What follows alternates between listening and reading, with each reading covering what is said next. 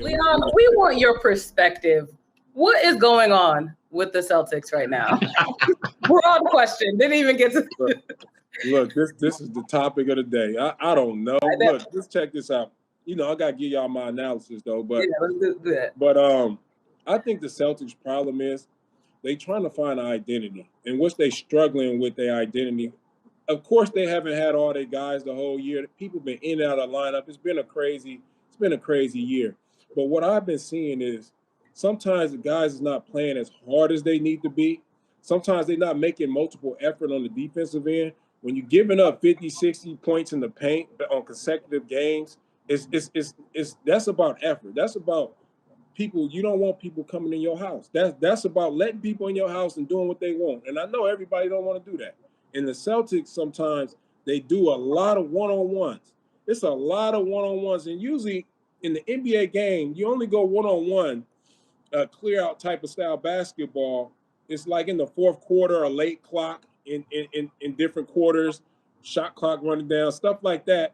But the Celtics seem to go one-on-one, your turn, my turn, probably every other play. And it's hurting them. And it's killing their offense. It's killing the offensive flow. And so they need to do a better job with that.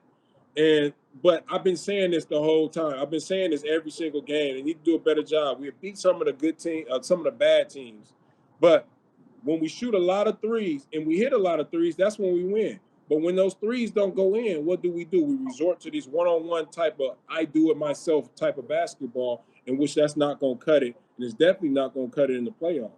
Yeah, and I think for most Celtics fans, it would be one thing if this team didn't have good players and just weren't getting it done. Then you'd be like, you know what? They just trying to figure it out. They're going to be all right because they this, they that. You can make explanation as to why they're not getting it done. But this is your core group has been to the conference finals 3 of the last 4 years. You got guys who are under age of 25 who've got more playoff experience than guys who are 30 and 35 that they're going to be battling. So they understand what it takes to win, but for whatever reason, there's a disconnect between what they do and what they know. And your point, Leon, about the three-point shooting, I don't have a problem with them shooting threes, but what I would like to see them do more of is make sure that ball touches the paint first and force that defense to move a little bit so that if you kick it out for a three, then it's going to be probably an open one or lightly contested. Or if the defense doesn't react till you put the ball in the paint, go for a layup, attack them at the rim. Just do it. And to your point, I love end of the game type situations when you got a guy like Tatum, when you got a guy like Jaylen Brown, who more times than not can get their own shot off the dribble. And because they have become more aware of the guys around them, you now have to worry about them dishing to a wide open shooter as opposed to them just going to the rack looking for theirs. They become much more potent. And again, I don't think we're saying anything that they don't know, but there's a disconnect between what they do and what they know how to do. Yeah, it's a little bit different. It's like you got to take a deeper dive into it, right?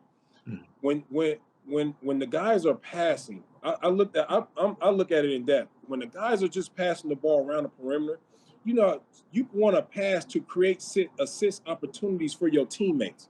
And what I've been noticing, they just passing to get rid of because they don't have a shot. And if that's the case, and that's what been going on. So now you're just throwing the ball back around with no continuity on offense, and you just passing it back and forth until the shot clock run out. Then Tatum, Brown, you do it. And then we chuck up a three. And then the other thing, you said, you wanted to touch the paint. But I get mad sometimes when we win these games, when we hit a lot of threes. And I'll give you one example. We hit a lot of threes with Orlando. It took us 23 threes or 24 threes the first time we played Orlando. But guess how many threes we took? We took 54 threes. That's way too many threes. That's not going to happen in the playoffs. Even if you get into the playoffs, it's not going to happen in a play-in game. You're taking 54 threes. Against Orlando. And you living by it, you dying by it. And that's a problem. We should have more versatility in our offense instead of just going one-on-one or just chucking up heck of threes and seeing if they go in. Just because we can shoot it, any team in the NBA can come down and just chuck up threes. Yeah, they got three-point shooters. But no, you want to get some continuity. You want to get something going to the basket. and you want to keep them 3-point attempts to a minimum. You don't want to be 54 3-point attempts. No, I like to see more free throw attempts. I like to see more paint touches. And I like to see more easy baskets and getting out in transition. They need to do that a little bit more. Yeah. I know there's no perfect science to it, but from your experience, how do you bridge that gap with the disconnect and maybe get it to click for either them or, I mean, from your perspective, how do you fix it? It's the mindset. And I always tell people it's the mindset. When I was on my OA team, it's the mindset. KG, Paul Pierce, Ray Allen, they can come down every single time and take the shot.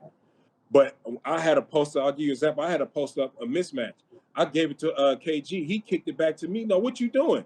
You got the mismatch. We going to you.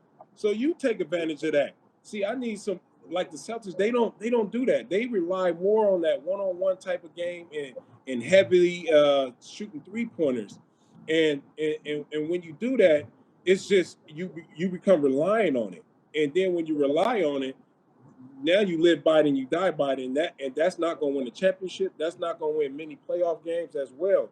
But you gotta have responsibility too. And I tell everybody, I'm gonna mention Gordon Hayward once because I don't want to get in trouble. But Gordon Hayward